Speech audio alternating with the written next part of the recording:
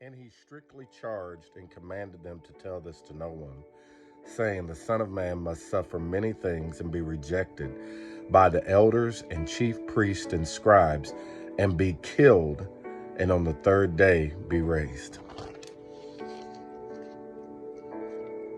Another place.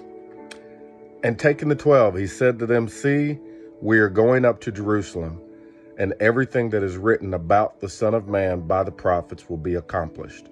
For he will be delivered over to the Gentiles and will be mocked and shamefully treated and spit upon. And after flogging him, they will kill him. And on the third day, he will rise. But they understood none of these things. This saying was hidden from them, and they did not grasp what was said. Hello, my name is Chris, and coming to you today to encourage you with what I read. And you're thinking, how can that be encouraging? Well, let me share with you how. I want you to notice how in one passage, Jesus deals with his own group of people. When he brings up the priest, the chief priests, the scribes, the elders, he said he's going to be rejected by them. And then he goes over and he talks about Gentiles. Now, Gentiles is a word that simply means non-Jews. So this would include all the other nations. It's talking about other nations. And said the same thing. These nations will also not only reject him, but he begins to detail the things that are going to happen to him that are evil and bad. So Jesus gets this from both sides, not just from Gentiles, but also from his own people, from the Jews. Now you say, why am I telling you this? Here's why. Because for years, I was taught that the reason why Jesus died was because God was pissed off at humanity and he had to take out all of his anger on Jesus. Well, I've come to say that's not true. From what we read and what we saw, that's not true.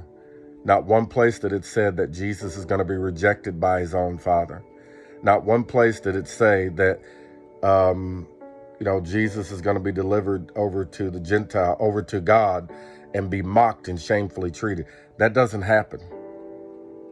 Listen, it's not about sinners in the hands of an angry God.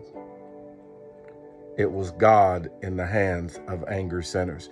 Our contribution and what we gave to our salvation was the rejection and the beating, the torture, the murder of the Prince of Life.